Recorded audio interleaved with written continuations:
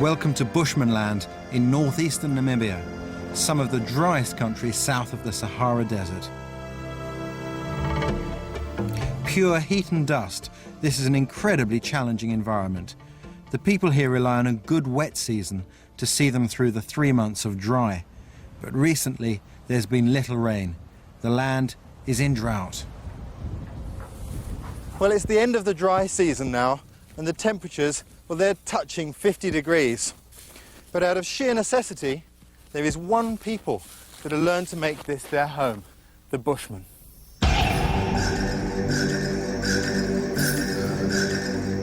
The Juhansi Bushmen, one of Africa's last tribes of hunter-gatherers, have lived here for more than 40,000 years. Their survival skills are extraordinary. Under the apartheid system, they lost much of their hunting land, which was crucial. In these harsh conditions, an area of bush the size of Kent can only feed 100 people. Yet generations of Juhansi have survived in this hot, dry landscape, where edible plants and animals are scarce for most of the year. I'm here to learn their traditional secrets of survival.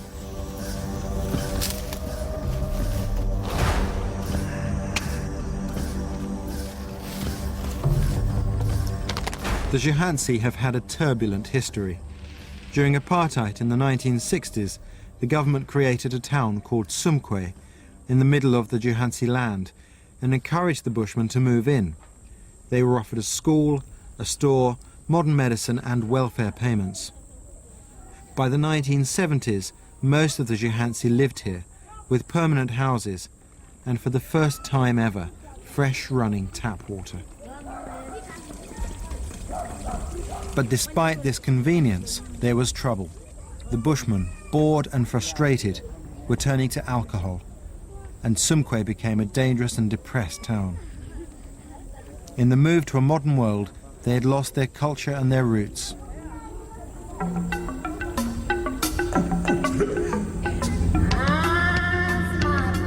So they moved back, taking cattle they were given to supplement their traditional life and their age-old skills of hunting and gathering.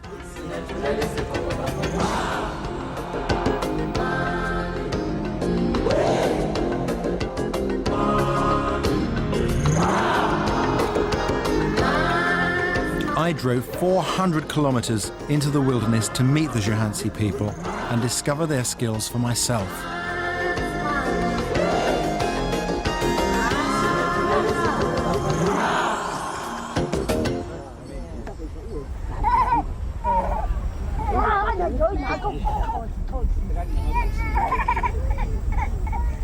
Laura is a large village in Bushman terms, with nearly 70 mouths to feed. A tall order in a month when the temperature rises to 55 degrees and life is only bearable in the shade of the leadwood trees.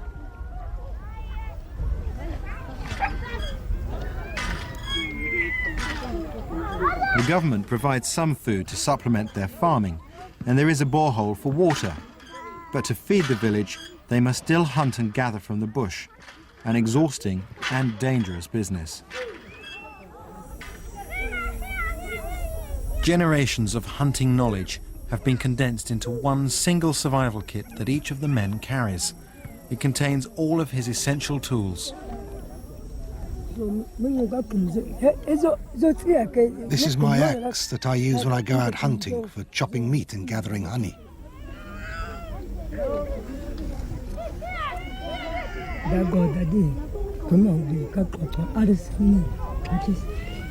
These are fire sticks for the hand drill.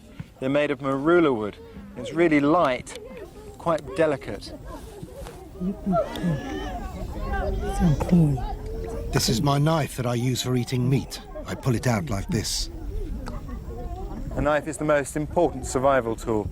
With that, you can find everything you need for life. Nicely, it's in a really strong sheath for safety. This is my bow that I use for shooting either kudu or remsbok.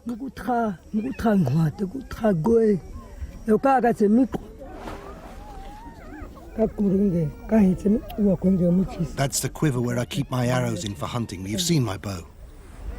Well, you can see this quiver is really hard and it's capped. And the reason for that is in here. You have to be very careful here. These are the famous Bushman arrows. And each one is covered in a poison most deadly.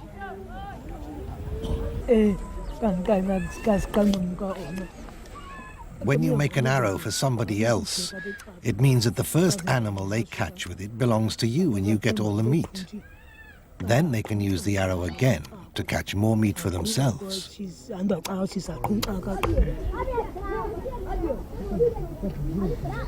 To transform this small, slender arrow into a deadly weapon, an extraordinary natural poison is needed. The tribesmen have to make an exhausting journey deep into the wilderness to harvest the poison. They're looking for this bush, Comiflora africana. To untrained eyes, it has no distinguishing features, but the hunters know that hidden below it lies a deadly secret.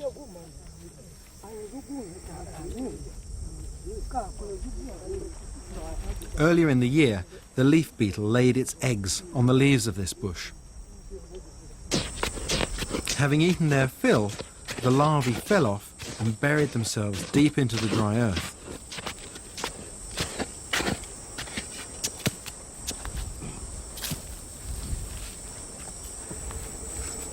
The hunters must find these small, hard-shelled pupae before they grow into beetles.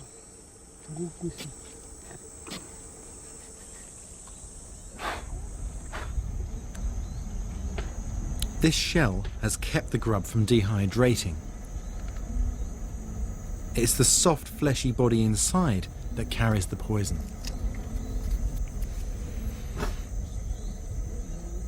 So lethal is this grub that once applied, the arrowhead needs only to pierce the skin for death to be a certainty.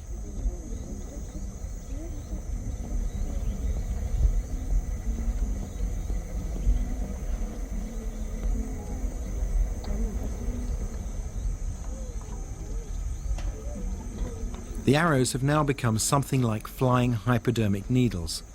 Shot at close range with fatal consequences, the hunter will allow the animal to escape, certain in the knowledge that it will eventually die. All he has to do is track it to where it finally falls. While the arrows dry, the children are kept at a safe distance. There is no known antidote.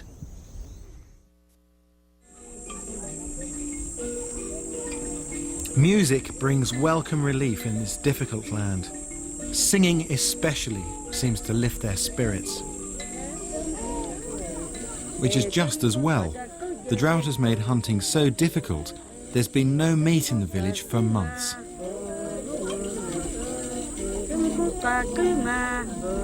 Corn millet can occasionally be bought from the store in Sumkwe.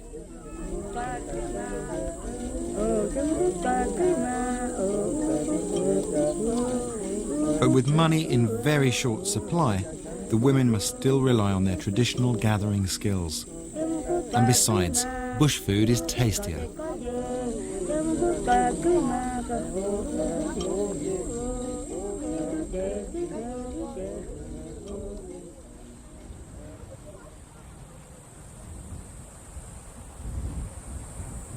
Choosing the right area to find enough food is only one of the problems. Actually getting there is another. The parched ground is crawling with hidden danger. Black mambas, scorpions, and spiders whose bite will never heal are a constant presence. So they've developed an extraordinary ability to scan the ground while they walk, looking through the grass rather than at it, alert to the slightest movement. In these extreme temperatures, they walk in silence, fearful that if they were to laugh or sing, the sun would hear them, and thinking they like the heat, would obligingly make it hotter. Even so, to survive these temperatures, they must find a source of water quickly.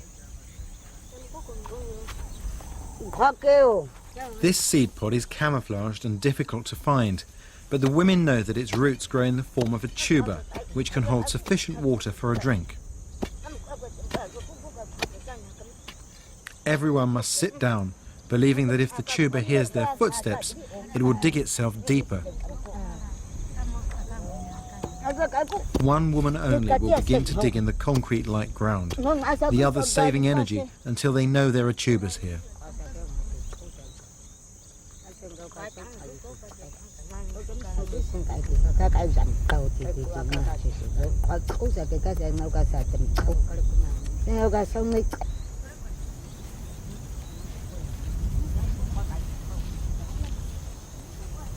Hidden in this grass are the fallen seeds of the marula tree.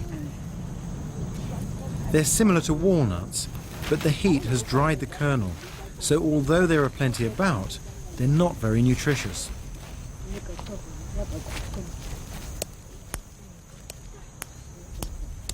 In fact, they're often eaten as a snack instead of carrying them all the way home.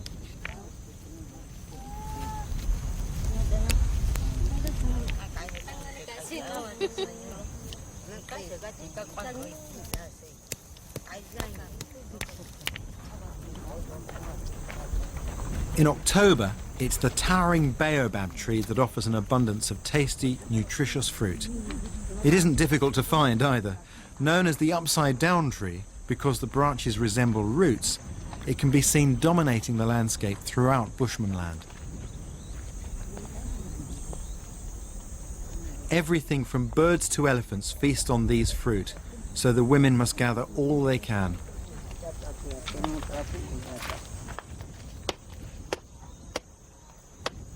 The skin is tough and woody. Inside is a tasty but bone-dry citrusy flesh, which can be eaten raw or made into a mush for children.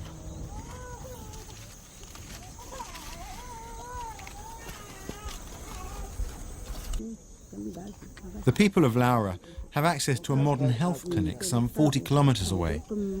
But if you have general problems with your eyes and a bit of neck ache like this woman, it's quicker to use the services of the village doctor. The traditional approach to most ailments is to grind up the charcoal of a local tree root and introduce it directly into the bloodstream.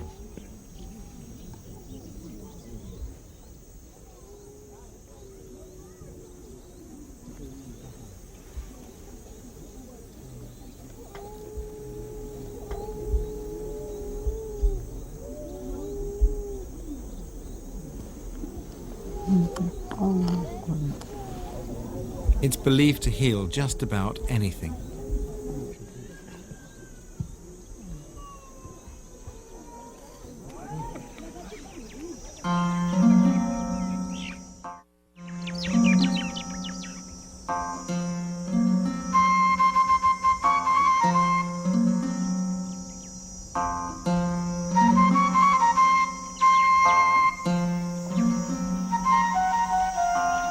For the hunter, the day starts early. In this drought over the past few months, it's been rare to see game, let alone catch anything. So the more time you give yourself, the better.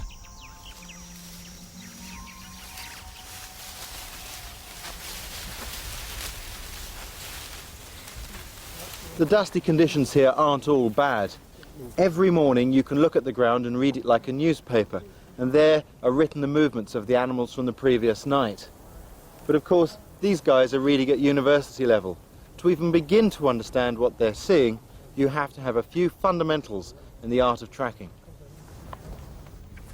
Okay, you now have the sun behind you. I'll make a print, but from where you are, it's very difficult to see any of the shape or form of that track. But if you come around to my point of view, you'll see how the shadows really help.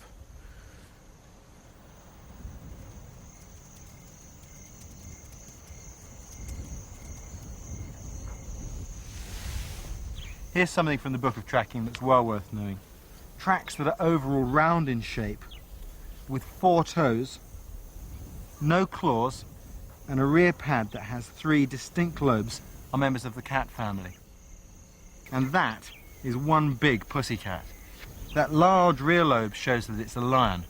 And of course, knowing that they're a lion about helps to keep the Bushmen off the lion's menu.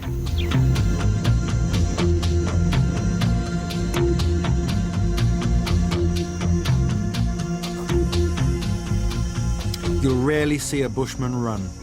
Sweating heavily in this heat would mean having to drink almost continuously throughout the day, and for what little water can be found, there's fierce competition.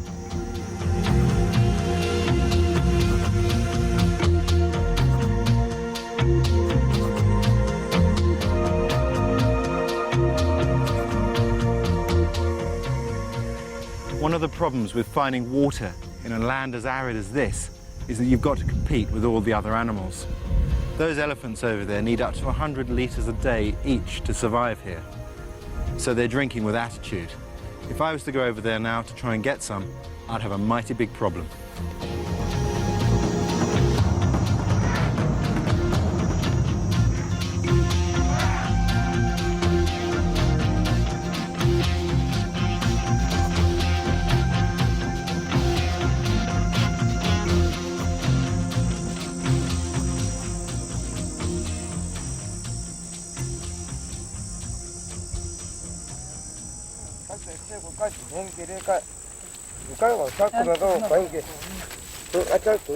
Getting enough water on a hunt is a matter of life or death, as heat exhaustion can be fast and fatal. The hunters have to ensure a clean water supply, so every 15 kilometers or so, they choose a tree that can be easily memorized. Underneath, they half bury a container, traditionally a hollowed out ostrich egg, which they have filled with water.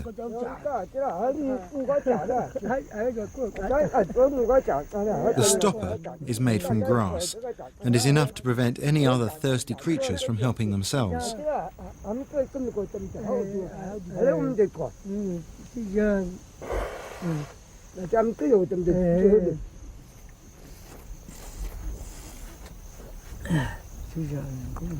These water breaks are a chance to get out of the burning sun and into the shade. It's a welcome relief to break the hunting silence.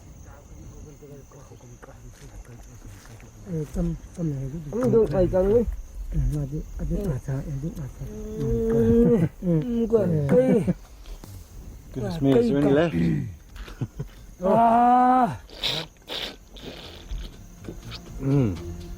Thanks. Water break over, the hunt returns to its steady but relentless pace. In these difficult months, they're hungry for meat.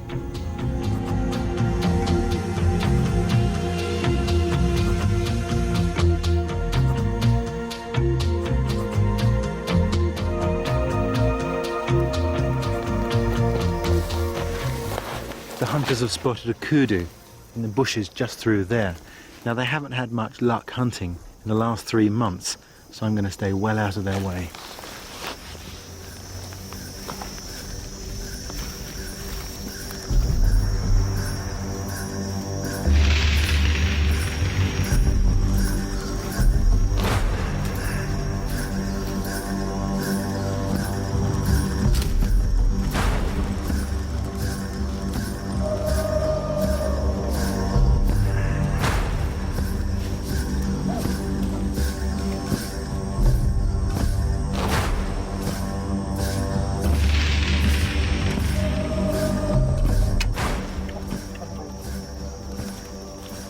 The guys have got an arrow into the kudu, and now they've got to follow it until the poison does its work and the animal dies. But that's not as easy as you may think. Here, there are easy tracks, 1, 2, 3, and then they seem to disappear. It's these fine disturbances, pieces of grass pushed down, bits of sand turned over. That's where the art of tracking lies. The secret is being able to follow those. And that could take anything from a few hours to 4 days, depending on the size of the beast. But the hunters must find it before they lose it to other opportunist predators, such as lions or jackals.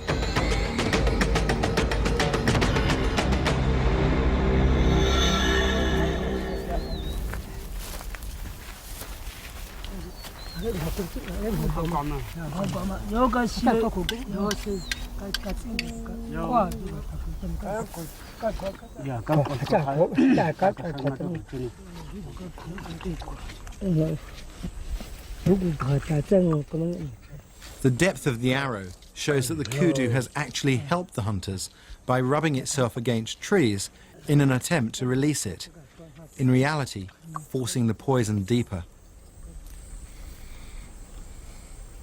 To get the meat away from other hungry carnivores, the Juhansi are masters at quickly butchering the animal into pieces that are easily carried home. They'll not risk travelling through the bush at night, so they've time to hang the meat to dry, making it appreciably lighter.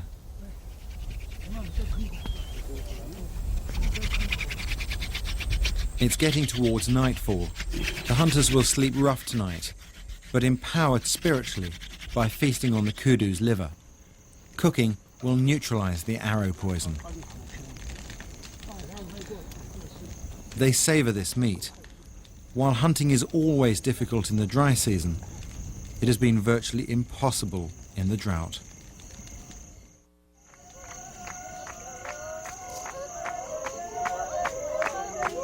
In the village, they're well used to hunters returning empty-handed. So when food is scarce or the spirits low, the people gather together to perform a trance dance. Encouraged by the singing and intense rhythmic dancing, the shaman enters a trance state to cleanse the people of all their ills and renew their hope.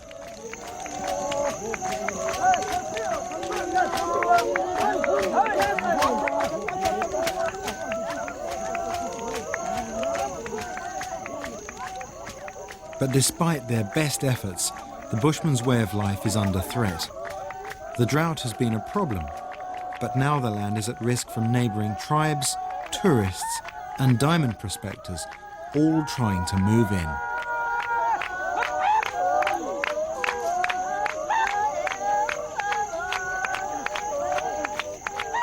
But the Bushmen are great survivors.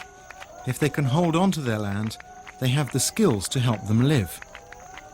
Their culture could survive.